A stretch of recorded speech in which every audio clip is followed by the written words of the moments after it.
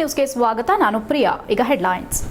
ಬೇಲೂರು ಪಟ್ಟಣದ ಬಸ್ ನಿಲ್ದಾಣ ಸ್ಥಳಾಂತರ ಸಾರ್ವಜನಿಕ ಅಭಿಪ್ರಾಯ ಸಂಗ್ರಹ ಸಭೆ. ಬಸ್ ನಿಲ್ದಾಣ ಸ್ಥಳಾಂತರಕ್ಕೆ ಪ್ರಗತಿಪರ ಸಂಘಟನೆ ಮುಖಂಡರ ಪ್ರತಿಭಟನೆ. ತಾಲೂಕಿನ ಎಲ್ಲಾ ಸಂಘಟನೆಗಳ ಅಭಿಪ್ರಾಯ ಪಡೆದು ಬಸ್ ನಿಲ್ದಾಣ ಅಭಿವೃದ್ಧಿ ಸ್ಪಷ್ಟನೆ ನೀಡಿದ ಶಾಸಕ ಎಚ್.ಕೆ. ಸುರೇಶ್. ಮಲೆನಾಡು ಪ್ರದೇಶದಲ್ಲಿ ಭಾರೀ ಮಳೆಯಾಗುತ್ತಿರುವ ಹಿನ್ನೆಲೆ ಹೇಮಾವತಿ ಜಲಾಶಯದಲ್ಲಿ ನೀರಿನ ಮಟ್ಟ ಹೆಚ್ಚಳ. ಜಲಾಶಯದ 6 ಕ್ರೆಸ್ಟ್ ಗೇಟ್ಗಳಿಂದ ಹೊರಬರುತ್ತಿರುವ ವರ್ಷಧಾರೆ. ಅದ್ಭುತ ಕ್ಷಣವನ್ನ ನೋಡಲು ಆಗಮಿಸಿದ ಪ್ರವಾಸಿಗರ ದಂಡು. ಪ್ರಗತಿಯಲ್ಲಿರುವ ಶ್ರೀ ನೀಲಕಂಠೇಶ್ವರ ಪಾರ್ವತಮ್ಮ ದೇವಾಲಯದ ಕಟ್ಟಡ ಕಾಮಗಾರಿ. ನೂತನ ದೇವಸ್ಥಾನಕ್ಕಾಗಿ 40 ಲಕ್ಷದ ಕಾಮಗಾರಿ ಪೂರ್ಣ. ಸಹಕಾರ ನೀಡಲು ನೇಕಾರ ಕುರುಹಿನಶೆಟ್ಟಿ ಸಮುದಾಯಕ್ಕೆ ಜಿ. ಸೋಮಶೇಖರ್ ಮನವಿ. ಬೇಲೂರು ಬಸ್ ನಿಲ್ದಾಣವನ್ನು ಸ್ಥಳಾಂತರಿಸಲು ಹೊರಟಿರುವ ಶಾಸಕರ ವಿರುದ್ಧ ಪ್ರಗತಿಪರ ಸಂಘಟನೆ ಮುಖಂಡರು ಪ್ರತಿಭಟನೆ ನಡೆಸಿದರು. ಬೇಲೂರು ಪಟ್ಟಣದ ಬಸ್ ನಿಲ್ದಾಣವನ್ನು ಬದಲಿ ವ್ಯವಸ್ಥೆ ಮಾಡಿ ಬೇರೆ ಕಡೆ ಹೈಟೆಕ್ ಮಾದರಿಯಲ್ಲಿ ನಿರ್ಮಾಣ ಮಾಡಲು ಶಾಸಕ ಎಚ್.ಕೆ. ಸುರೇಶ್ ಅವರ ಅಧ್ಯಕ್ಷತೆಯಲ್ಲಿ ಅಧಿಕಾರಿಗಳು ಹಾಗೂ ಸಂಘಟನೆಗಳ ಪ್ರಮುಖರು ಹಾಗೂ ಸಾರ್ವಜನಿಕರ ಅಭಿಪ್ರಾಯ ಸಂಗ್ರಹಿಸಲು ಪೂರ್ವಭಾವಿ ಸಭೆಯನ್ನ ದಾಸೋಹ ಭವನದಲ್ಲಿ ಕರೆಯಲಾಗಿತ್ತು. ಆದರೆ ಶಾಸಕರು ಕೆಲಸದ ನಿಮಿತ್ತ 2 ಗಂಟೆಗಳ ಕಾಲ ತಡವಾಗಿ ಬಂದಿದ್ದಕ್ಕೆ ಸಂಘಟನೆಯ ಹಾಗೂ ಸಾರ್ವಜನಿಕರು ತೀವ್ರ ಆಕ್ರೋಶ ವ್ಯಕ್ತಪಡಿಸಿ ಸಭೆಯಿಂದ ಹೊರನಡೆದರು. ಹೊರಹೋಗಿ ಬಸ್ ನಿಲ್ದಾಣವನ್ನು ಸ್ಥಳಾಂತರಿಸದೆ ಬಸ್ ನಿಲ್ದಾಣ ಪಕ್ಕದಲ್ಲಿರುವ ಖಾಲಿ ಜಾಗವನ್ನು ಪಡೆಯುವ ಮೂಲಕ ಇಲ್ಲಿಯೇ ಅಭಿವೃದ್ಧಿ ಪಡಿಸಬೇಕೆಂದು ಪ್ರತಿಭಟನೆ ನಡೆಸಿದರು. ಪ್ರಗತಿಪರ ಸಂಘಟನೆಯ ಕರವೇ ಅಧ್ಯಕ್ಷ ಚಂದ್ರು, ಪ್ರವೀಣ್ ಶೆಟ್ಟಿ ಬಣದ ಭೋಜೇಗೌಡ, ಜಯ ಕರ್ನಾಟಕ ಸಂಘಟನೆಯ ರಾಜು ಮತ್ತು ರೈತ ಸಂಘದ ಅಧ್ಯಕ್ಷ ಭೋಗಮಲ್ಲೇಶ್, ಸ್ವಾಮಿಗೌಡ ಹಾಗೂ ಸಾಮಾಜಿಕ ಹೋರಾಟಗಾರ ವೆಂಕಟೇಶ್ ಅವರ ನೇತೃತ್ವದಲ್ಲಿ ನೂರಾರು ಜನರು ಸಭೆಯನ್ನು ಬಹಿಷ್ಕರಿಸಿ ಪ್ರತಿಭಟನೆ ನಡೆಸಿದರು. ಕರವೇ ತಾಲೂಕು ಅಧ್ಯಕ್ಷ ಚಂದ್ರಶೇಖರ್ ಮಾತನಾಡಿ, ಬೇಲೂರು ಪ್ರವಾಸಿ ತಾಣಕ್ಕೆ ಹೊಂದಿಕೊಳ್ಳುತ್ತಿರುವ ಹಳೆ ಬಸ್ ನಿಲ್ದಾಣವನ್ನು ತೆರವು ಮಾಡಿ ರಾಯಪುರದ ಬಳಿ ನಿಲ್ದಾಣ ಮಾಡಲು ಹೊರಟಿರುವುದಕ್ಕೆ ತಾಲೂಕಿನ ಜನತೆಯ ವಿರೋಧ ಇದೆ. ಆದರೆ ಈ ಪ್ರವಾಸಿ ಕೇಂದ್ರಕ್ಕೆ ಹತ್ತಿರದಲ್ಲಿ ನಿಲ್ದಾಣ ಇರೋದ್ರಿಂದ ಹೆಚ್ಚಿನ ಪ್ರವಾಸಿಗರು ಬರ್ತಿದ್ದಾರೆ. ನೀವು ಮಾಡುವ ಅಭಿವೃದ್ಧಿ ಕೆಲಸಗಳಿಗೆ ಹಾಗೂ ಭ್ರಷ್ಟಾಚಾರ ಮುಕ್ತ ತಾಲೂಕನ್ನ ಮಾಡಲು ಹೊರಟಿರುವುದಕ್ಕೆ ನಮ್ಮ ಸಂಘಟನೆಗಳ ಸಂಪೂರ್ಣ ಸಹಕಾರವಿದೆ. ಆದರೆ ಇಲ್ಲಿಯ ಬಸ್ ನಿಲ್ದಾಣ 4 ಕಿಲೋಮೀಟರ್ ಹೊರಗಡೆ ಹಾಕಿದರೆ ಸಾರ್ವಜನಿಕರಿಗೆ ಹಾಗೂ ವಿದ್ಯಾರ್ಥಿಗಳಿಗೆ, ವಾಣಿಜ್ಯ ವ್ಯಾಪಾರಿಗಳಿಗೆ, ಆಸ್ಪತ್ರೆಗೆ ತೆರಳುವವರಿಗೆ ತುಂಬಾ ತೊಂದರೆಯಾಗುತ್ತೆ ಎಂದರು.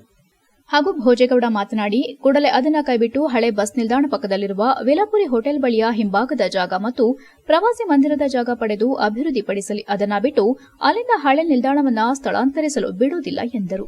ರೈತ ಸಂಘದ ಜಿಲ್ಲಾ ಪ್ರಧಾನ ಕಾರ್ಯದರ್ಶಿ ಸ್ವಾಮಿಗೌಡ ಮಾತನಾಡಿ, ಸಾಕಷ್ಟು ವರ್ಷಗಳ ಸಂಘಟನೆಗಳ ಹೋರಾಟದ ಫಲವಾಗಿ ಒಂದು ಬಸ್ ನಿಲ್ದಾಣವನ್ನು ನಿರ್ಮಾಣ ಮಾಡಿ ಸಾರ್ವಜನಿಕರಿಗೆ ಇದು ಉಪಯೋಗವಾಗುತ್ತಿದೆ.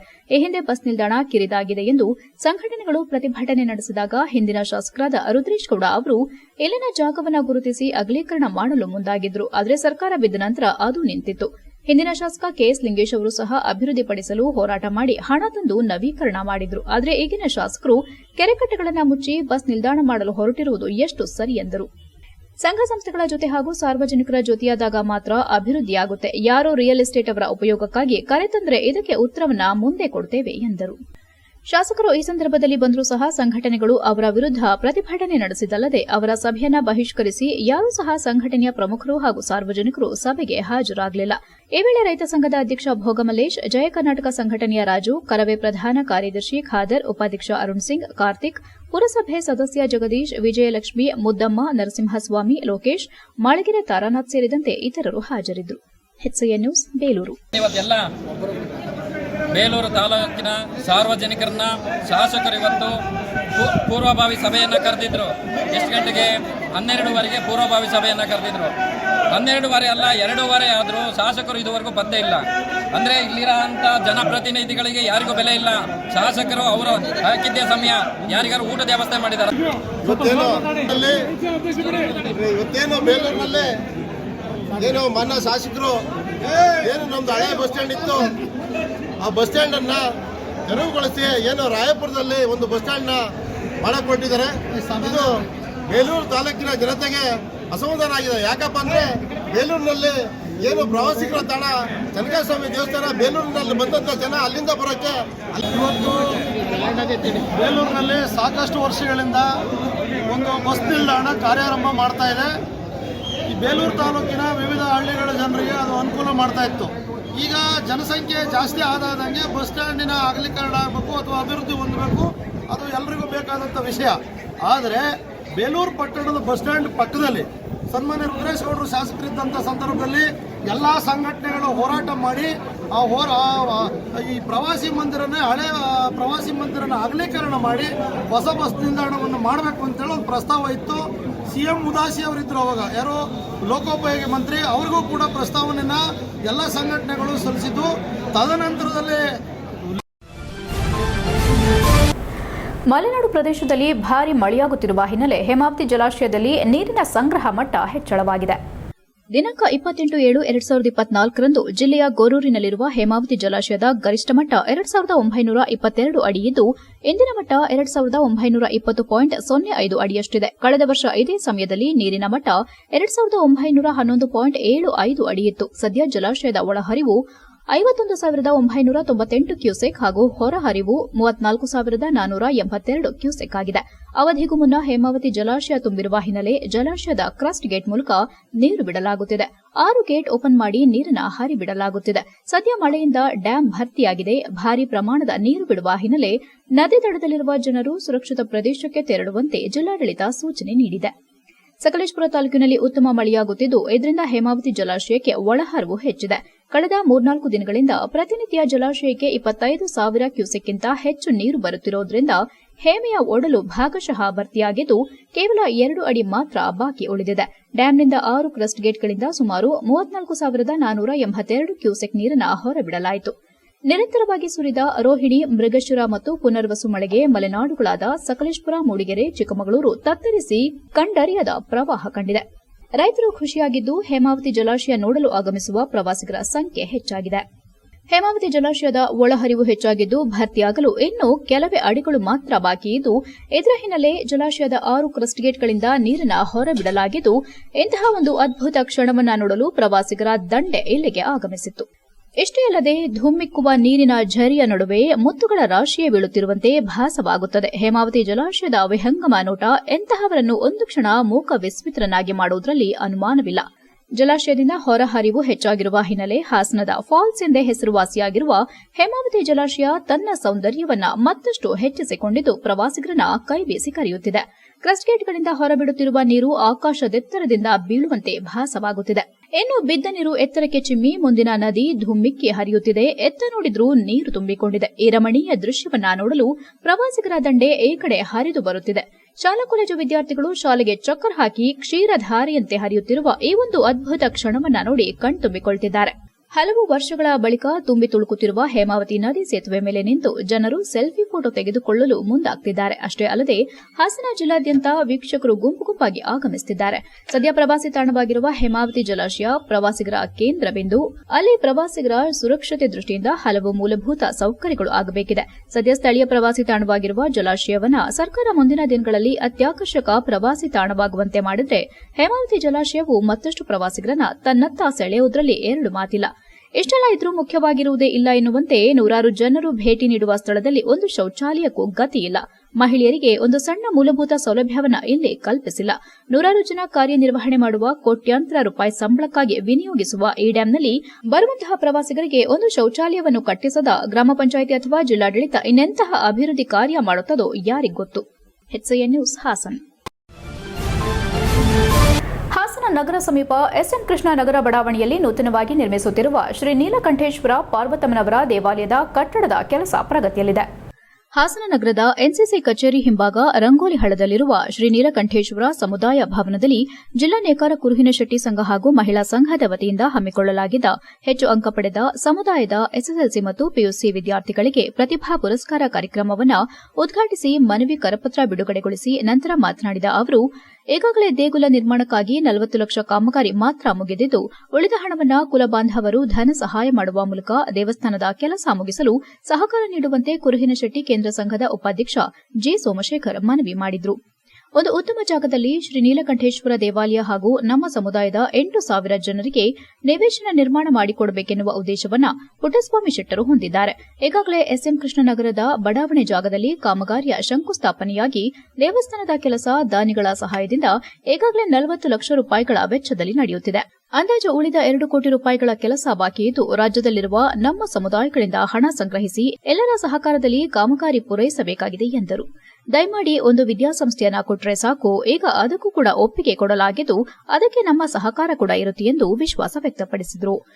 ಕಾರ್ಯಕ್ರಮದಲ್ಲಿ ಜಿಲ್ಲಾ ನೇಕಾರ ಕುರುಹಿನಶೆಟ್ಟಿ ಸಂಘದ ಪ್ರಧಾನ ಕಾರ್ಯದರ್ಶಿ ರಾಮಶೆಟ್ಟಿ, ನೇಕಾರ ಕುರುಹಿನಶೆಟ್ಟಿ ಸಂಘದ ದಾವಣಗೆರೆ ಖಜಾಂಚಿ ವಿಠ್ಠಲ್ ಆಮಾಸಿ, ಕೇಂದ್ರ ಸಂಘದ ಖಜಾಂಚಿ ದೊರೆಸ್ವಾಮಿ, ಸಿಟಿ ಡ್ರಗ್ ಹೌಸ್ ಮಾಲೀಕರಾದ ಜಿಕೆ ನಾರಾಯಣ ಶೆಟ್ಟಿ, ಜಿಲ್ಲಾ ಪಂಚಾಯಿತಿ ಮಾಜಿ ಸದಸ್ಯ ರಾಮಶೆಟ್ಟಿ, ನಗರಸಭೆ ಮಾಜಿ ಸದಸ್ಯ ಬಿಗೋಪಾಲ್, ಜಿಲ್ಲಾ ನೇಕಾರ ಕುರುಹಿನಶೆಟ್ಟಿ ಸಂಘದ ಉಪಾಧ್ಯಕ್ಷ ಕುಮಾರ್, ಗೋವಿಂದ ಶೆಟ್ಟಿ, ಜಿಲ್ಲಾ ನೇಕಾರ ಕುರುಹಿನಶೆಟ್ಟಿ ಮಹಿಳಾ ಸಂಘದ ಅಧ್ಯಕ್ಷೆ ರೇಖಾ, ಉಪಾಧ್ಯಕ್ಷೆ ರತ್ನ ವೆಂಕಟೇಶ್, ಸಂಘದ ಖಜಾಂಚಿ ಕೆಟಿ ಲಕ್ಷ್ಮಣ ಶೆಟ್ಟಿ, ಕಾರ್ಯದರ್ಶಿ ಮಲ್ಲೇಶ್, ಜಿಲ್ಲಾ ಸಂಚಾಲಕ ಪುಟ್ಟಣ್ಣ ಗೋಕಾಕ್ ಉಪಸ್ಥಿತರಿದ್ದರು. HCN news Hassan. ನಿರ್ಮಿಸಿ ನಾನು ಸ್ವಪ್ನ ಇರ್ಬೋದು ಅಂತ ತಿಳ್ಕೊಂಡೆ, ಆದ್ರೆ ಅವರು ಪುರುಷಾಂಶವನ್ನು ಮಾರ್ಕ್ಸ್ ತಡಿಬೇಕಲ್ಲ, ಅವ್ರು ತಡಿಲಿಲ್ಲ ಮಾರ್ಕ್ಸು. ಒಳ್ಳೆ ಜಾಗದಲ್ಲಿ ದೇವಸ್ಥಾನ ಮಾಡಬೇಕು ಅಂದ್ಬಿಟ್ಟು ಒಂದು 8,000 ಚದರಡಿಯ ನಿವೇಶನವನ್ನ ನಮ್ಮ ಸಮುದಾಯಕ್ಕಾಗಿ ಕೊಂಡ್ಕೊಂಡಿದ್ದಾರೆ. ಆ ಒಂದು ಜಾಗದಲ್ಲಿ ಈಗಾಗಲೇ ಶಂಕುಸ್ಥಾಪನೆ ಆಗಿ ಅರ್ಧ ಭಾಗದಷ್ಟು ದೇವಸ್ಥಾನದ ಕೆಲಸ ನಡೀತಾ ಇದೆ. ಈ ಒಂದು ಸಂದರ್ಭದಲ್ಲಿ ತಮ್ಮೆಲ್ಲ ಹೇಳ್ಕೊಳ್ತಾ ಇದೆ, ದಯಮಾಡಿ ಚೋದಿಸಬೇಕು. ವೇದಿಕೆಯ ಮೇಲೆ ಆಸೀನರಾಗಿರ್ತಕ್ಕಂಥ ಇತರ ನಮ್ಮ ಗಣ್ಯ ವ್ಯಕ್ತಿಗಳಿಗೂ ಸಹ ನಾನು ನಮಸ್ಕಾರ ತಿಳಿಸ್ತೀನಿ. ಹಾಗೆ ಇನ್ನು ಮುಂದೆ ನಾನೊಂದು ಸಲಹೆ ಕೊಟ್ಟೆ, ದಯಮಾಡಿ ಒಂದು ವಿದ್ಯಾಸಂಸ್ಥೆ ಮಾಡಿಬಿಡಿ, ಅನ್ನೋದು ಸಾಕು, ಏನು ಮಾಡೋದು ಬೇಡ ನೀವು ಅಂತ ಅಂದ್ಬಿಟ್ಟು ಅದಕ್ಕೂ ಅವರು ಒಪ್ಪಿಗೆ ಕೊಟ್ಟಿದ್ದಾರೆ. ಅದಕ್ಕೆ ನನ್ನ ಸಹಕಾರಕ್ಕೂ ಇರ್ತದೆ ಅಂತ ನಾನು ನೆನ್ನೆನೇ ಹೇಳಿದ್ದೀನಿ. ಅವರು ಇವರು ಹಾಸನದಲ್ಲಿ ಆಗಲೇಬೇಕಾದಂತಹ ಒಂದು HCN ನ್ಯೂಸ್ನಲ್ಲಿ ಈಗ ಒಂದು ಪುಟ್ಟ ಬ್ರೇಕ್. ಪಚ್ಚಯ್ಯಪ್ಪ ಸಿಲ್ಕ್ಸ್ ಪ್ರದರ್ಶನ ಹಾಗೂ ಮಾರಾಟ ದಿನಾಂಕ ಜುಲೈ 25ರಿಂದ ಆಗಸ್ಟ್ 1ರವರೆಗೆ. ಸಮಯ ಬೆಳಗ್ಗೆ 10ರಿಂದ ಸಂಜೆ 8ರವರೆಗೆ. ಅತ್ಯಾಕರ್ಷಕ ಸಾಂಪ್ರದಾಯಿಕ ಕಾಂಚೀಪುರಂ ರೇಷ್ಮೆ ಸೀರೆಗಳು ಕಾಂಚೀಪುರಂ ಬೆಲೆಯಲ್ಲಿ ಖರೀದಿಸಿ. ಸ್ಥಳ ಶ್ರೀ ಮಹಾವೀರ ಭವನ, ರವೀಂದ್ರನಗರ, ಹಾಸನ. ಹೆಚ್ಚಿನ ಮಾಹಿತಿಗಾಗಿ ಸಂಪರ್ಕಿಸಿ ಮೊಬೈಲ್ ಸಂಖ್ಯೆ 9566528355 ಮತ್ತು 8489943926. ಸುಜಲಾ ಪಿಯು ಕಾಲೇಜ್ ಹಾಸನದ ಹೆಸರಾಂತ ವಿದ್ಯಾಸಂಸ್ಥೆಗಳಲ್ಲಿ ಒಂದಾದ Sujala PU college science commerce ಕೋರ್ಸ್ಗಳಿಗೆ ದಾಖಲಾತಿ ಪ್ರಾರಂಭವಾಗಿದೆ ಮತ್ತು ಸಿಇಟಿ, ನೀಟ್, ಜೆಡಬ್ಲ್ಇ ತರಗತಿಗಳಿಗೆ ನುರಿತ ಅಧ್ಯಾಪಕರಿಂದ ತರಬೇತಿ ನೀಡಲಾಗುವುದು. ಸುಸಜ್ಜಿತ ಬಯಾಲಜಿ, ಕೆಮಿಸ್ಟ್ರಿ, ಫಿಸಿಕ್ಸ್ ಮತ್ತು ಕಂಪ್ಯೂಟರ್ ಸೈನ್ಸ್ ಲ್ಯಾಬ್ ವ್ಯವಸ್ಥೆ ಮತ್ತು ವಿದ್ಯಾರ್ಥಿನಿಯರಿಗೆ ಪ್ರತ್ಯೇಕ ವಸತಿ ವ್ಯವಸ್ಥೆ ಸೌಲಭ್ಯವಿದೆ. ಮತ್ತು ಹಾಸನದ ಹೆಸರಾಂತ ಗಣಿತಶಾಸ್ತ್ರದ ಉಪನ್ಯಾಸಕರಾದ ಡಾಕ್ಟರ್ ಲೋಕೇಶ್ ಇವರ ಸಾರಥ್ಯದಲ್ಲಿ ಪಿಯು ಕಾಲೇಜ್ ಮುನ್ನಡೆಯುತ್ತಿದೆ. ಸುಜಲಾ ಪಿಯು ಕಾಲೇಜ್, ನಮ್ಮಲ್ಲಿ 100ಕ್ಕೆ 100ರಷ್ಟು ಫಲಿತಾಂಶ. Sujala PU college, Apoorva hotel road, ಉತ್ತರ ಬಡಾವಣೆ, Hassan. Mobile number 9900324364 or 8310486679 or 7259622214. Sujala PU college, ಸುಭದ್ರತೆಯ ಕಾಲೇಜ್.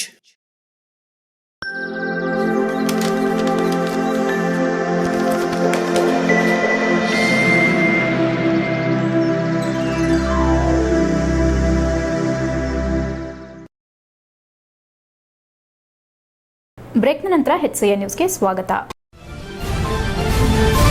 ವಿಜಯನಗರ ಪತಂಜಲಿ ಯೋಗ ಸಂಘದ ವತಿಯಿಂದ ಗುರುಪೂರ್ಣಿಮೆಯನ್ನ ಜುಲೈ 27ರಂದು ಸಂಜೆ ಶ್ರೀಧರ್ ಹರಿಹರಪುರ ವೇದಭಾರತಿ ಇವರು ತಮ್ಮ ಶಿಷ್ಯ ವೃಂದದೊಂದಿಗೆ ಅಗ್ನಿಹೋತ್ರ ನಡೆಸಿಕೊಟ್ರು. ನಂತರ ಶ್ರೀಧರ್ ಹರಿಪುರರವರು ಮಾತನಾಡಿ, ಮನೆಯಲ್ಲಿ ತಂದೆ ತಾಯಂದಿರು, ಮಕ್ಕಳು ಹಾಗೂ ಕುಟುಂಬದವರೊಟ್ಟಿಗೆ ಹೆಚ್ಚು ಸಮಯ ಕಳೆಯಬೇಕು. ತಾಯಂದಿರು ಅಡುಗೆ ಮಾಡುವಾಗ ಮೊಬೈಲ್ ಬಳಕೆ ಮಾಡದಂತೆ ತಿಳಿ ಹೇಳಿದರು. ಕಾರ್ಯಕ್ರಮದಲ್ಲಿ ನಗರ ಸಂಚಾಲಕ ಪಾರಸ್ಮಲ್ ಮಾತನಾಡಿ, ಮಕ್ಕಳಿಗೆ ಉತ್ತಮ ಸಂಸ್ಕಾರ, ಸಂಸ್ಕೃತಿ ನೀಡುವಲ್ಲಿ ತಂದೆ ತಾಯಿಯ, ಅಜ್ಜ ಅಜ್ಜಿಯ ಪಾತ್ರ ಮುಖ್ಯವಾದದ್ದು. ಮಕ್ಕಳನ್ನೇ ಆಸ್ತಿಯಾಗಿ ಮಾಡುವಲ್ಲಿ ಚಿಂತನೆ ಪ್ರತಿಯೊಂದು ಕುಟುಂಬದಲ್ಲಿ ಆಗಬೇಕು. ಪೋಷಕರು ಮಕ್ಕಳೊಂದಿಗೆ ಒಟ್ಟಿಗೆ ಕೂತು ಊಟ ಮಾಡುವಲ್ಲಿ, ದೇವಸ್ಥಾನಗಳಿಗೆ, ಬಂಧುಗಳ ಮನೆಗೆ ಮಕ್ಕಳನ್ನ ಕರೆದುಕೊಂಡು ಹೋಗುವಲ್ಲಿ ಉತ್ತಮ ಸಂಬಂಧ ಹೊಂದಲು ಸಹಕಾರಿ ಎಂದು ತಿಳಿಸಿದರು. ವಿಜಯನಗರ ಪತಂಜಲಿ ಯೋಗ ಸಂಸ್ಥೆ ಅಧ್ಯಕ್ಷ SD ಲೋಕನಾಥ್ ಹಾಗೂ ಶ್ರೀಧರ್ ಹರಿಹರಪುರ ಜಿಲ್ಲಾ ಪ್ರಭಾರಿಗಳಾದ ಸುರೇಶ್ ಪ್ರಜಾಪತಿ, ಶೇಷಪ್ಪಾಜಿ, ನಾಗೇಶ್, ಪತಂಜಲಿ ಯೋಗ ಕೇಂದ್ರದ ಶಿಕ್ಷಕರಿಗೆ ಸನ್ಮಾನಿಸಿ ವಂದಿಸಲಾಯಿತು. ಕುಮಾರಿ ಸಿಂಚನ ಭರತನಾಟ್ಯ ಮುಖೇನ ಗುರುನಮನ ಸಲ್ಲಿಸಿದ್ರು. ಕಾರ್ಯಕ್ರಮದಲ್ಲಿ ಉಪಾಧ್ಯಕ್ಷ ಶೇಷಶೆಟ್ಟಿ, ಶಿವನಂಜೇಗೌಡ, ಶಾಂತಣ್ಣ, ಸಚಿನ್, ಸುರೇಶ್, ಲತಾ, ಯಶೋಧ ಇತರರು ಭಾಗವಹಿಸಿದ್ರು. HCN news Haasan. ನಾವು ಈ ಗುರುಪೂರ್ಣಿಮೆ ಕಾರ್ಯಕ್ರಮವನ್ನು ನಾವು ವಿಜಯನಗರ ಪತಂಜಲಿ ಯೋಗ ಸಂಘ ವತಿಯಿಂದ ಎಲ್ಲರೂ ಸಾಮೂಹಿಕವಾಗಿ ಆಚರಣೆ ಮಾಡ್ತಾ ಇದ್ದೇವೆ. ಇದು ನಮ್ಮ ಯೋಗ ಭವನ ಇಲ್ಲಿಗೆ 7 ವರ್ಷ ಆಯಿತು. ಹಾಗೆ ಪ್ರತಿ ವರ್ಷ ಕೂಡ ನಾವು ಗುರುಪೂರ್ಣಿಮೆಯನ್ನು ಆಚರಿಸ್ತಾ ಬರ್ತಾ ಇದ್ದೇವೆ.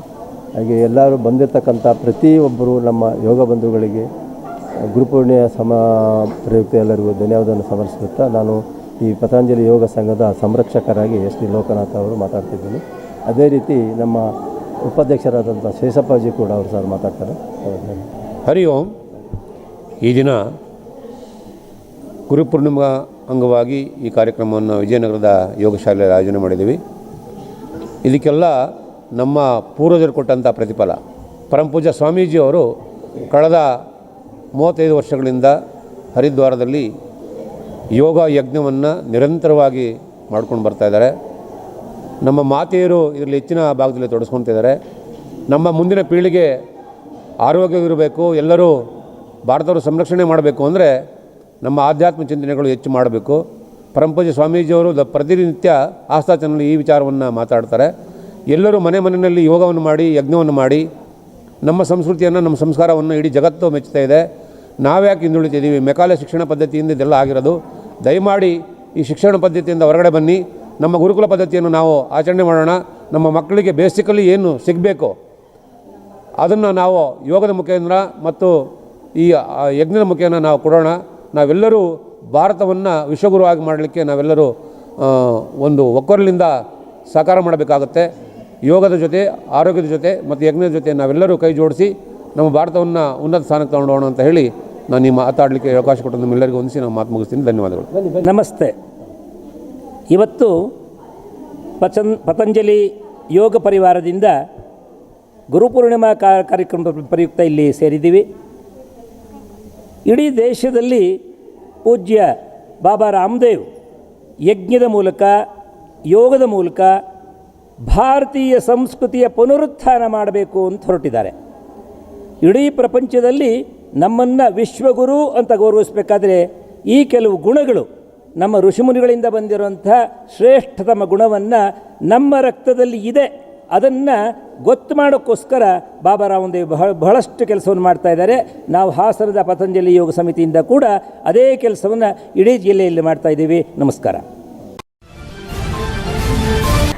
ಬೇಲೂರು ತಾಲೂಕು ಕನ್ನಡ ಸಾಹಿತ್ಯ ಪರಿಷತ್ತು ನೂತನ ಅಧ್ಯಕ್ಷರ ಪದಗ್ರಹಣ ಕಾರ್ಯಕ್ರಮ ಗಣ್ಯರು ವೇದಿಕೆ ಉದ್ಘಾಟನೆ ನಡೆಸಲಾಯಿತು. ರಾಜ್ಯದ ಎಲ್ಲ ಅಂಗಡಿ, ಉದ್ಯಮ ಸೇರಿದಂತೆ ವಾಣಿಜ್ಯ ಮಳಿಗೆಗಳ ನಾಮಫಲಕದಲ್ಲಿ 60% ಕನ್ನಡ ಭಾಷೆಯ ಬರಹ ಇರಬೇಕೆಂದು ಸರ್ಕಾರ ಅಧಿಕೃತ ಆದೇಶ ನೀಡಿದೆ. ಆದರೆ ಸರ್ಕಾರದ ಆದೇಶ ಇನ್ನೂ ಅನುಷ್ಠಾನವಾಗಿಲ್ಲ. ಇದಕ್ಕಾಗಿ ಸಾಹಿತ್ಯ ಪರಿಷತ್ತು ಹೋರಾಟ ನಡೆಸಬೇಕಾದ ಅನಿವಾರ್ಯತೆ ಇದೆ ಹಾಗೂ ಯುವ ಜನಾಂಗಕ್ಕೆ ಸಾಹಿತ್ಯದ ಆಸಕ್ತಿ ಕಡೆ ಮುಖ ಮಾಡಲು ಅವರನ್ನು ಹೆಚ್ಚು ಸಾಹಿತ್ಯವೊಂದರ ಪರಿಷತ್ ಸದಸ್ಯರಾಗಿ ಮಾಡಬೇಕೆಂದು ಹಾಸನ ಜಿಲ್ಲಾ ಕನ್ನಡ ಸಾಹಿತ್ಯ ಪರಿಷತ್ತು ಅಧ್ಯಕ್ಷ ಡಾ ಎಚ್ಎಲ್ ಮಲ್ಲೇಶ್ ಗೌಡ ಹೇಳಿದರು. ಬೇಲೂರು ಪಟ್ಟಣದ ಚನ್ನಕೇಶ್ವರ ಸ್ವಾಮಿ ದಾಸೋಹ ಭವನದಲ್ಲಿ ತಾಲೂಕು ಕನ್ನಡ ಸಾಹಿತ್ಯ ಪರಿಷತ್ ನೂತನ ಅಧ್ಯಕ್ಷ ಮಾನ ಮಂಜೇಗೌಡರ ಪದಗ್ರಹಣ ಕಾರ್ಯಕ್ರಮದ ಉದ್ಘಾಟನೆ ನಡೆಸಿದ ಬಳಿಕ ಮಾತನಾಡಿದ ಅವರು, ಕರ್ನಾಟಕ ರಕ್ಷಣಾ ವೇದಿಕೆ ರಾಜ್ಯಾಧ್ಯಕ್ಷ ನಾರಾಯಣಗೌಡರ ಅವಿರತ ಹೋರಾಟದ ಫಲದಿಂದಲೇ ಸರ್ಕಾರ ನಾಮಫಲಕದಲ್ಲಿ 60% ಕನ್ನಡ ಭಾಷೆಯನ್ನ ಹೊಂದಿರಬೇಕೆಂದು ಅಧಿಕೃತ ಸುತ್ತೋಲೆಯನ್ನ ಹೊರಡಿಸಿದ್ದಾರೆ. ಆದರೆ ಸರ್ಕಾರದ ಆದೇಶ ಇನ್ನೂ ಕಾರ್ಯಗತವಾಗಿಲ್ಲ ಎಂದ ಅವರು, ನಾವುಗಳು ಈಗಾಗಲೇ ಜಿಲ್ಲಾಧಿಕಾರಿಗಳ ಭೇಟಿ ನಡೆಸಿ ಈ ಬಗ್ಗೆ ಮನವರಿಕೆ ಮಾಡಲಾಗಿದೆ. ಅಂತೆಯೇ ಎಲ್ಲಾ ತಾಲೂಕು ಅಧ್ಯಕ್ಷರು ಕೂಡ ಈ ಬಗ್ಗೆ ಕಾರ್ಯಪ್ರವೃತ್ತರಾಗಬೇಕೆಂದು ಸಲಹೆ ನೀಡಿದ ಅವರು, ಬೇಲೂರು ತಾಲೂಕು ಕನ್ನಡ ಸಾಹಿತ್ಯ ಪರಿಷತ್ತು ಅಧ್ಯಕ್ಷರಾದ ಬಿಎಲ್ ರಾಜೇಗೌಡರು ಕೂಡ ತಮ್ಮ ಅವಧಿಯಲ್ಲಿ ಅತ್ಯುತ್ತಮ ಕೆಲಸ ಮಾಡಿದ್ದಾರೆ. ಅವರನ್ನ ಬದಲಾವಣೆ ಮಾಡಬೇಕೆಂದಾಗ ನನಗೆ ಒಂದು ರೀತಿ ಇರುಸು ಮುರುಸು ಉಂಟಾಗಿತ್ತು. ಇದೇ ವೇಳೆ ಸ್ವತಃ ಬಿಎಲ್ ರಾಜೇಗೌಡರು ನಮಗೆ ಬರೆದು ಸ್ವ ಇಚ್ಛೆಯಿಂದ ರಾಜೀನಾಮೆ ನೀಡಿದ ಬಳಿಕ ನಾವುಗಳು ರಾಜ್ಯಾಧ್ಯಕ್ಷರ ಅನುಮೋದನೆ ಮೇಲೆ ಮಾನ ಮಂಜೇಗೌಡರು ಅಧ್ಯಕ್ಷರಾಗಿ ಮುಂದಿನ ಆದೇಶ ಬರುವ ತನಕ ಕೆಲಸ ಮಾಡಲಿ ಎಂದು ಹಾರೈಸಿದರು. ಕಸಾಪ ಮಾಜಿ ಅಧ್ಯಕ್ಷ ಎಚ್ಎಂ ದಯಾನಂದ್ ಮಾತನಾಡಿ, ಸಾಹಿತ್ಯ ಪರಿಷತ್ತು ಸರ್ಕಾರದ ಅಂಗವಾಗಿ ನಾಡು ನುಡಿ ಮತ್ತು ಜಲದ ಬಗ್ಗೆ ಸವಿಸ್ತಾರವಾಗಿ ಕೆಲಸ ಮಾಡುತ್ತಿದೆ. ಪರಿಷತ್ತು ನಿಂತ ನೀರಲ್ಲ, ಹರಿಯುವ ನದಿ ಎಂದರು. ಮಾನ ಮಂಜೇಗೌಡ ಮಾತನಾಡಿ, ನನಗೆ ಪರಿಷತ್ ಅಧ್ಯಕ್ಷರಾಗಲು ಪ್ರೋತ್ಸಾಹ ನೀಡಿದ ಸರ್ವರಿಗೂ ಅಭಿನಂದನೆ ಸಲ್ಲಿಸುತ್ತೇನೆ. ಈಗಾಗಲೇ ಸಾಹಿತ್ಯ ಪರಿಷತ್ನಲ್ಲಿ 1800 ಸದಸ್ಯರಿದ್ದು ಇನ್ನೂ ಹೆಚ್ಚಿನ ಸದಸ್ಯರನ್ನಾಗಿ ಮಾಡಲು ಗ್ರಾಮೀಣ ಭಾಗಗಳಿಗೆ ಸಾಹಿತ್ಯದ ಸೊಗಡನ್ನ ಪರಿಚಯಿಸುವ ಕೆಲಸ ಮಾಡಲಾಗುತ್ತದೆ ಎಂದರು. ಕಾರ್ಯಕ್ರಮದಲ್ಲಿ ಸಾಹಿತಿ ಇಂದಿರಮ್ಮ, ಕಸಾಪ ಮಾಜಿ ಅಧ್ಯಕ್ಷರಾದ ಮಾ ಶಿವಮೂರ್ತಿ, ಸಾಹಿತಿ ಶ್ರೀವತ್ಸ ಎಸ್ವಟಿ, ಪತ್ರಕರ್ತರ ಸಂಘದ ಅಧ್ಯಕ್ಷೆ ವೈಆರ್ ಭಾರತಿಗೌಡ, ಗೌರವ ಕಾರ್ಯದರ್ಶಿಗಳಾದ ಬಿಬಿ ಶಿವರಾಜ್, ಆರ್ಎಸ್ ಮಹೇಶ್, ಸಂಘಟನಾ ಕಾರ್ಯದರ್ಶಿ ಬೊಮ್ಮಣಿಹಳ್ಳಿ ಕುಮಾರಸ್ವಾಮಿ, ಪದಾಧಿಕಾರಿಗಳಾದ ಸಂಪತ್, ನಾಗರಾಜ್ ಇನ್ನು ಮುಂತಾದವರು ಹಾಜರಿದ್ದರು. HCN news Belur. ಅವತ್ತು ಅವರ ಮಾರ್ಗದರ್ಶನದ ಹಾಗೆ ಚಿಂತನೆಯ ಕಾರಣದಿಂದಾಗಿ ಕನ್ನಡ ಸಾಹಿತ್ಯ ಪರಿಷತ್ತು ಹುಟ್ಟುತ್ತದೆ. ಸಮಗ್ರವಾಗಿ ಕನ್ನಡ ನಾಡಿನ ಅಥವಾ ಕನ್ನಡ ಭಾಷಿಗರು ಒಂದು ವೇದಿಕೆಯ ಅಡಿಯಲ್ಲಿ ಬರಬೇಕು. ಇವತ್ತಿಗೆ ಸುಮಾರು 108 ವರ್ಷಗಳು ತುಂಬಿ ಹೋಗಿದ್ದಾರೆ. 109 ವರ್ಷ ಆಯಿತು. ಇಷ್ಟು ದೀರ್ಘ ಇತಿಹಾಸವನ್ನ ಒಂದು ಸಂಸ್ಥೆ ಹೊಂದಿದೆ ಅಂತ ಅಂದ್ರೆ ಅದು ಬಹಳ ಅಪರೂಪ. ಮತ್ತೆ ಪ್ರಪಂಚದಲ್ಲಿ ಒಂದು ಸಂಸ್ಥೆಗೆ ಇಷ್ಟು ಸಂಖ್ಯೆಯ ಸದಸ್ಯರು ಇರ್ತಕ್ಕಂಥ ಒಂದು ಸಂಸ್ಥೆ ಇದೆ ಅಂತ ಅನ್ನೋದು ಕನ್ನಡ ಸಾಹಿತ್ಯ ಪರಿಷತ್ತು. ಈಗ ಇನ್ನೂ ಸದಸ್ಯರ ಸಂಖ್ಯೆ ಹೆಚ್ಚಾಗ್ತಾ ಇದೆ. ಈ ಮೂಲಕ ನಾನು ಅನೇಕ ಸ್ನೇಹಿತರಿಗೆ ಹೇಳ್ತಕ್ಕಂಥದ್ದು, ಕನ್ನಡ ಸಾಹಿತ್ಯ ಪರಿಷತ್ತಿನ ಗೌರವಾನ್ವಿತ ಸದಸ್ಯರಾಗಬೇಕು ತಾವೆಲ್ಲರೂ. HCN ನ್ಯೂಸ್ನಲ್ಲಿ ಈಗ ಒಂದು ಪುಟ್ಟ break. Pathashala NEET academy Hassan. ನಮ್ಮ ಹಾಸನ ನಗರದ ಅತ್ಯಂತ ಪ್ರತಿಷ್ಠಿತ ವಿದ್ಯಾಸಂಸ್ಥೆಯಾದ ಪಾಠಶಾಲಾ ನೀಟ್ ಅಕಾಡೆಮಿಯು ಪ್ರಸ್ತುತ ಸಾಲಿನ ರಾಷ್ಟ್ರಮಟ್ಟದ ನೀಟ್ ಪರೀಕ್ಷೆಯಲ್ಲಿ ಐತಿಹಾಸಿಕ ಸಾಧನೆ ಮಾಡಿದ್ದು, ಸುಹಾಸ್ PS ಎಂಬ ವಿದ್ಯಾರ್ಥಿ 705 ಅಂಕಗಳನ್ನು ಪಡೆದು ಆಲ್ ಇಂಡಿಯಾ ರ್ಯಾಂಕ್ 1052 ಹಾಗೂ ಆಲ್ ಇಂಡಿಯಾ ಕ್ಯಾಟಗರಿ ರ್ಯಾಂಕ್ 27 ಪಡೆದು ಜಿಲ್ಲೆಗೆ ಪ್ರಥಮ ಸ್ಥಾನ ಪಡೆದಿದ್ದಾರೆ. ಮತ್ತೊಬ್ಬ ವಿದ್ಯಾರ್ಥಿಯಾದ ಹೇಮಂತ್ ಬಿಸಿರವರು 685 ಅಂಕಗಳನ್ನು ಪಡೆಯುವುದಲ್ಲದೆ ಜೆಇಇ ಮೇನ್ಸ್ ಸೆಷನ್ 2 ನಲ್ಲಿ ಜಿಲ್ಲೆಯ 3ನೇ ಟಾಪರ್ ಆಗಿದ್ದಾರೆ. ಮತ್ತೊಬ್ಬ ವಿದ್ಯಾರ್ಥಿಯಾದ ರೀತನ್ ಎಂಜಿ ರವರು ನೀಟ್ ಪರೀಕ್ಷೆಯಲ್ಲಿ 675 ಅಂಕಗಳು, ಜೆಇಇ ಮೇನ್ಸ್ ಪರೀಕ್ಷೆಯಲ್ಲಿ 99.3% ಹಾಗೂ ಕೆಸಿಇಟಿ ಪರೀಕ್ಷೆಯಲ್ಲಿ ಎಂಜಿನಿಯರಿಂಗ್ ವಿಭಾಗದಲ್ಲಿ 389ನೇ ರ್ಯಾಂಕ್ ಹಾಗೂ ಅಗ್ರಿಕಲ್ಚರ್ ವಿಭಾಗದಲ್ಲಿ 57ನೇ ರ್ಯಾಂಕ್ಗಳೊಂದಿಗೆ ಜಿಲ್ಲೆಯ 2ನೇ ಟಾಪರ್ ಆಗಿ ಹೊರಹೊಮ್ಮಿದ್ದಾರೆ. ಅಲ್ಲದೆ ನಂದಿತಾ ಜಿಎನ್ ರವರು 675 ಅಂಕಗಳು, ಚಿನ್ಮಯ ಆರ್ ರವರು 660 ಅಂಕಗಳನ್ನು ಪಡೆದು ಸಂಸ್ಥೆಯ ಹೆಗ್ಗಳಿಕೆಗೆ ಪಾತ್ರರಾಗಿದ್ದಾರೆ. ನಮ್ಮ ಸಂಸ್ಥೆಯಲ್ಲಿ ಪ್ರವೇಶಾತಿ ಪಡೆದಿದ್ದ ಕೇವಲ 65 ವಿದ್ಯಾರ್ಥಿಗಳಲ್ಲಿ 12 ವಿದ್ಯಾರ್ಥಿಗಳು 600ಕ್ಕೂ ಹೆಚ್ಚು ಅಂಕಗಳನ್ನು ಪಡೆದಿದ್ದಾರೆ ಮತ್ತು 30 ವಿದ್ಯಾರ್ಥಿಗಳು 550ಕ್ಕೂ ಹೆಚ್ಚು ಅಂಕಗಳನ್ನು ಪಡೆದಿದ್ದಾರೆ. ನಮ್ಮ ಅಕಾಡೆಮಿಯು ಫಲಿತಾಂಶ ಪ್ರದರ್ಶಿಸುವಾಗ ಅಪ್ಲಿಕೇಶನ್ ನಂಬರ್ ಹಾಗೂ ಡೇಟ್ ಆಫ್ ಬರ್ತ್ ನಮೂದಿಸಿ ಫಲಿತಾಂಶ ನೀಡುವ ದೇಶದ ಕೆಲವೇ ಸಂಸ್ಥೆಗಳಲ್ಲಿ ಒಂದಾಗಿದ್ದು, ಅದರ ವಿಶ್ವಾಸಾರ್ಹತೆಗೆ ಸಾಕ್ಷಿಯಾಗಿದೆ ಹಾಗೂ ಕಳೆದ 3 ವರ್ಷಗಳಿಂದ ಅತಿ ಹೆಚ್ಚು ಉಚಿತ ವೈದ್ಯಕೀಯ ಸೀಟ್ಗಳನ್ನು ಕಲ್ಪಿಸಿದ ಹಾಸನದ ಏಕೈಕ ಸಂಸ್ಥೆಯಾಗಿದ್ದು, ಪ್ರಸ್ತುತ ದ್ವಿತೀಯ PUC ಮುಗಿಸಿರುವ ವಿದ್ಯಾರ್ಥಿಗಳಿಗೆ ದಿನಕ್ಕೆ 12 ಗಂಟೆಗಳ ತರಗತಿಗಳುಳ್ಳ ಲಾಂಗ್ ಟರ್ಮ್ ನೀಟ್ ಬ್ಯಾಚ್ ಹಾಗೂ ಸಂಜೆ ಬ್ಯಾಚಿನ ರೆಗ್ಯುಲರ್ PU ಲಾಂಗ್ ಟರ್ಮ್ ಬ್ಯಾಚ್ಗಳಿಗೆ ಪ್ರವೇಶಾತಿ ನಡೆಯುತ್ತಿದೆ. ಹೆಚ್ಚಿನ ಮಾಹಿತಿಗಾಗಿ ಸಂಪರ್ಕಿಸಿ 8618837733 70192 76970.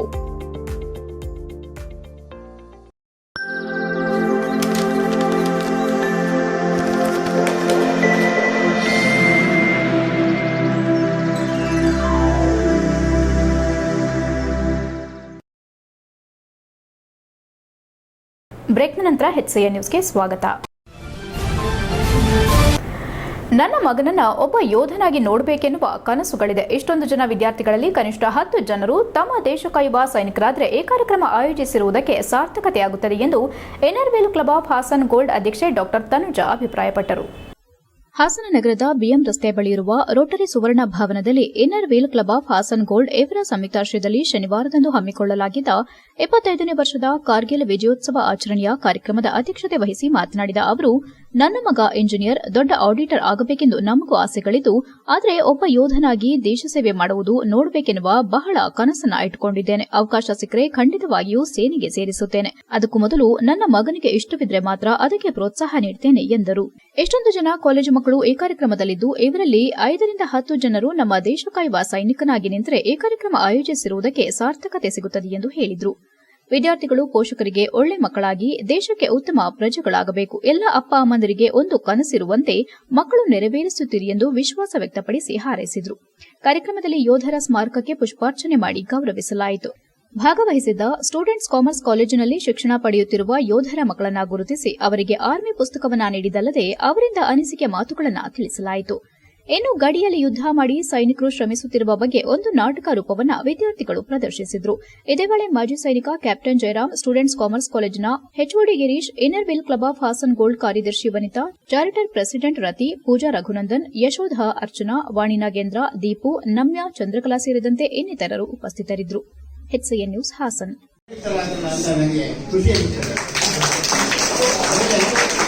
ನ್ಯಾಯಾಂಗ ಈ ಯುವಕರಿಗೆ ಆರ್ಮಿ ನೇವಿ ಏರ್ ಫೋರ್ಸ್ಗೆ ಕಮಿಷನ್ ಆಫೀಸರ್ ಆಗಿ ನಾನ್ ಕಮಿಷನ್ ಆಫೀಸರ್ ಆಗಿ ಆಗುವಂಥ ಉತ್ಸಾಹ ಇದ್ದರೆ ಹುಮ್ಮಸ್ಸಿದ್ರೆ ನನ್ನ ನಂಬರಿಗೆ ಕಾಂಟ್ಯಾಕ್ಟ್ ಮಾಡಿ. ದಯವಿಟ್ಟು ನಾನು ಫ್ರೀಯಾಗಿ ನಿಮಗೆ ಎಲ್ಲ ರೀತಿಯ ಸಲಹೆ ಕೊಡ್ತೀನಿ. ನನ್ನ ನಂಬರ್ ಬೇಕಾದ್ರೆ ನೋಟ್ ಮಾಡ್ಕೊಳ್ಳಿ 944 722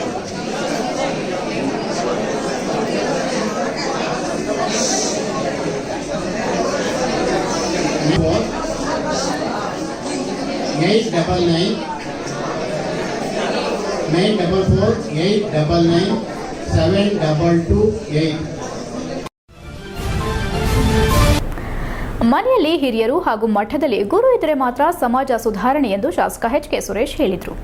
ಬೇಲೂರು ತಾಲೂಕಿನ ಪಂಡಿತನಹಳ್ಳಿ ಕೆರೆಗೆ ಪುಷ್ಪಗಿರಿ ಕ್ಷೇತ್ರದ ಸೋಮಶೇಖರ ಸ್ವಾಮೀಜಿಯವರ ನೇತೃತ್ವದಲ್ಲಿ ಬಾಗಿನ ಅರ್ಪಿಸಿ ಮಾತನಾಡಿದ ಅವರು, ಪುಷ್ಪಗಿರಿ ಕ್ಷೇತ್ರದ ಅಭಿವೃದ್ಧಿಯ ಹರಿಕಾರರಾಗಿ ಮತ್ತು ಧಾರ್ಮಿಕ, ಸಾಮಾಜಿಕ ಹಾಗೂ ಶೈಕ್ಷಣಿಕ ಕ್ಷೇತ್ರಗಳಲ್ಲಿ ಶ್ರೀಗಳು ತಮ್ಮನ್ನು ತಾವು ತೊಡಗಿಸಿಕೊಂಡು ಸಮಾಜ ಸೇವೆಗೆ ತಮ್ಮ ಜೀವನವನ್ನೇ ಮುಡಿಪಾಗಿಟ್ಟಿದ್ದಾರೆ.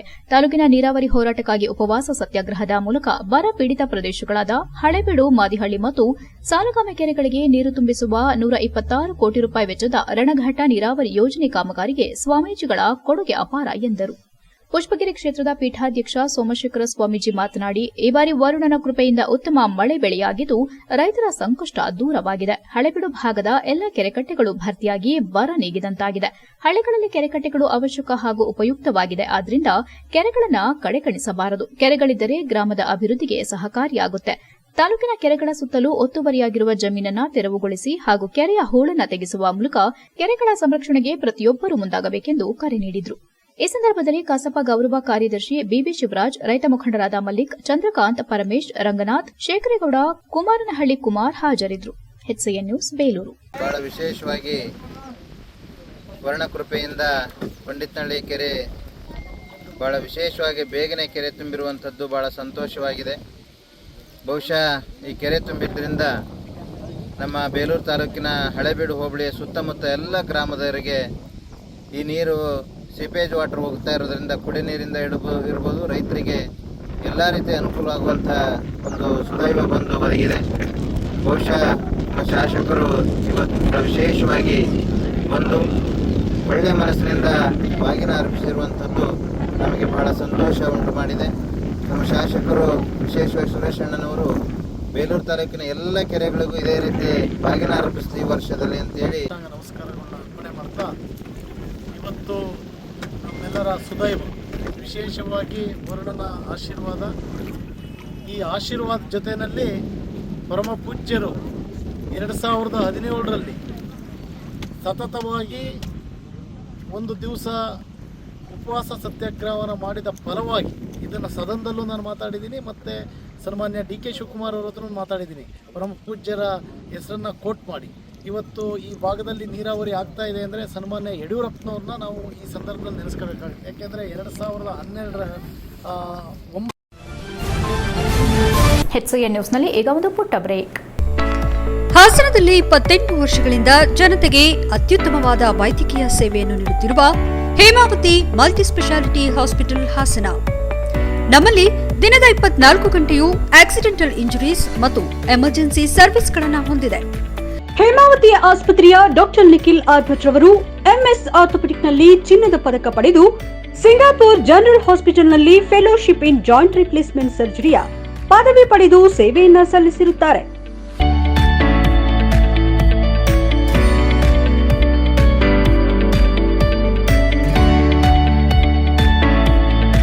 ನಮ್ಮಲ್ಲಿ ಆಂಬ್ಯುಲೆನ್ಸ್ ಸೇವೆಯೂ ಲಭ್ಯ.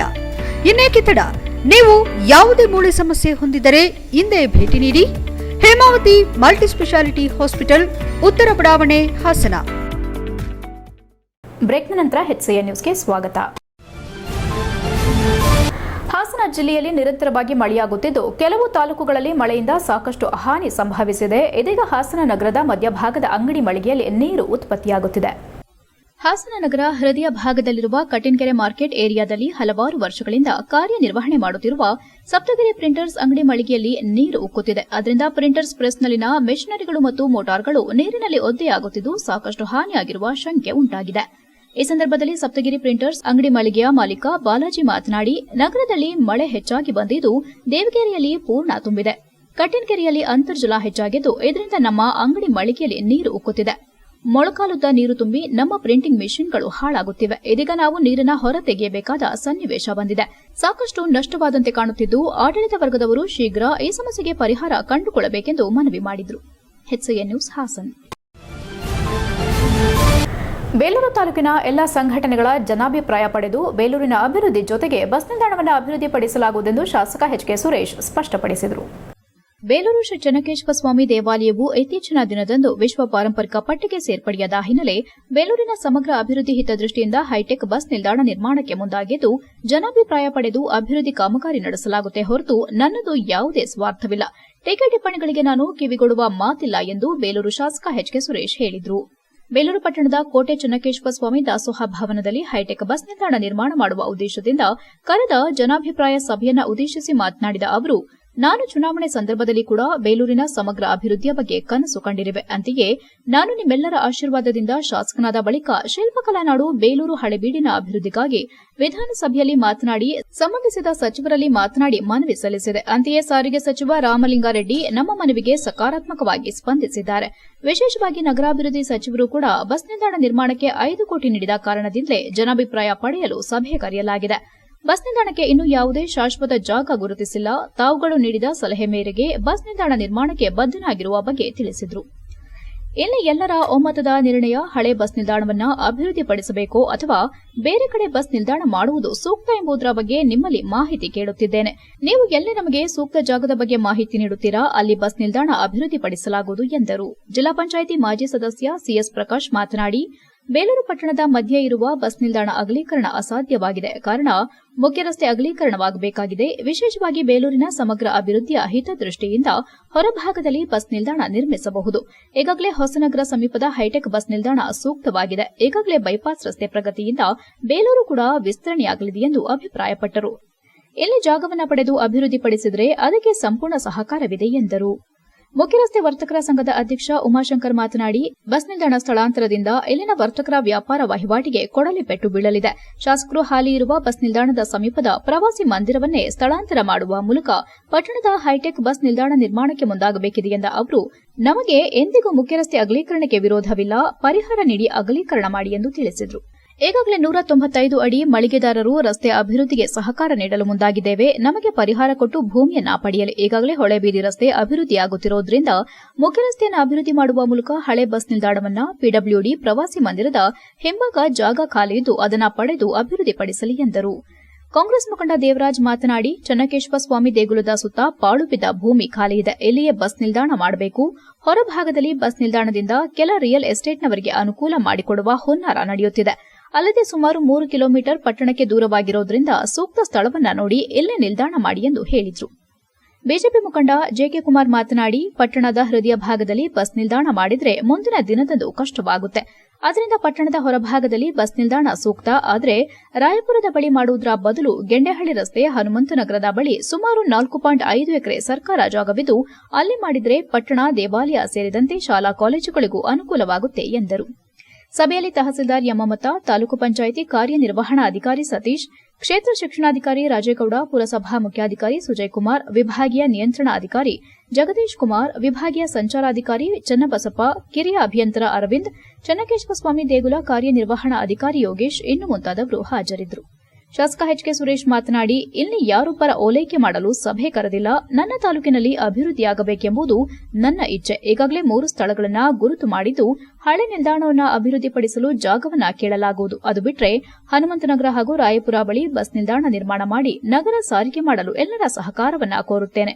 ಅಧಿಕಾರಿಗಳು 3 ಸ್ಥಳಗಳನ್ನು ಗುರುತಿಸಿ ನಮಗೆ ಮಾಹಿತಿ ನೀಡಬೇಕೆಂದು ಹೇಳಿದರು. HCN news Belur.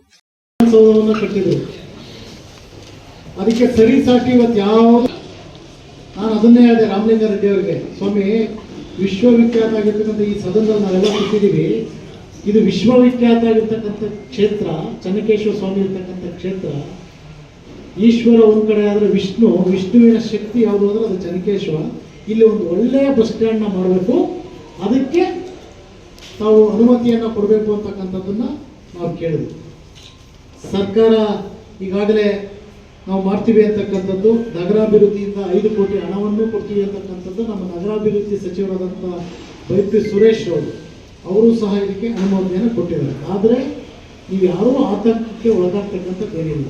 ಸ್ಥಳ ಎಲ್ಲಿದೆ ಅಂದರೆ ಇಲ್ಲಿದೆ ಸ್ಥಳ ಅಂತಕ್ಕಂಥದ್ದನ್ನು ಹೇಳಿದ್ದೀವಿ. ನಿಮ್ಮ ಅಭಿಪ್ರಾಯಗಳೇ ಮುಖ್ಯ.